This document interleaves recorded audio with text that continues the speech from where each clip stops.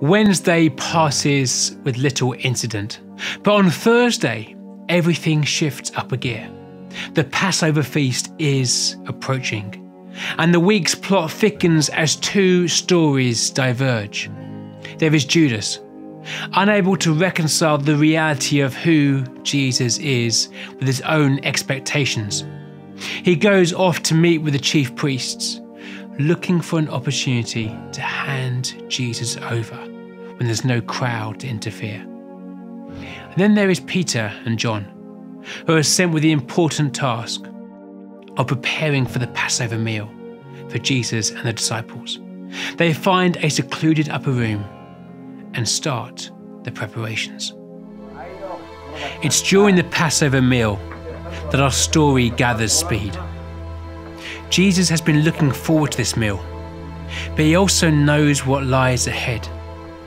This Passover meal helped them to remember their story. It was full of symbols. Bitter herbs symbolized bitter bondage. They would remember freedom from bondage and death in Egypt almost 1,500 years ago. Salty water symbolized their escape through the Red Sea. They would remember judgment on their oppressors, the plagues, and then finally all the chariots of Egypt being washed away as they escaped. And every year they would recite these words: "This year we eat in the year of bondage, next year in the land of promise." Their desire was for another Moses, another liberator, someone to free them from Rome.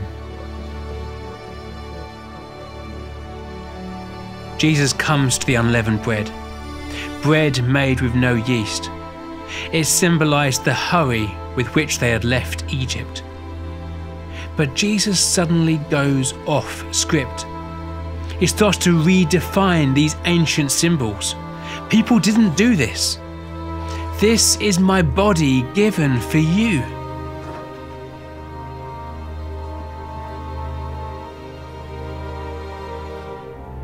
He takes the cup, the wine. It symbolized the goat's blood on the doorposts in Egypt, that when the angel of death would pass over the Israelite homes. And he redefines this too. This is my blood shed for you. This is my covenant. Covenants were always sealed in animal blood, but he was talking about his blood.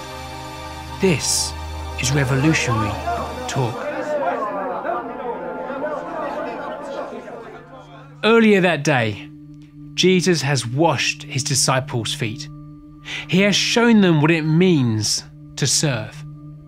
And throughout the meal, Jesus hints of the sacrifice he is about to make. Jesus is rewriting the Exodus story. The symbols are no longer about what has been, but what is about to happen. Jesus is the Passover lamb. Jesus is the promise of God to rescue his people and bring them into the promised land. God has not forgotten his people or his promises. He shows us symbols. He invites us to remember.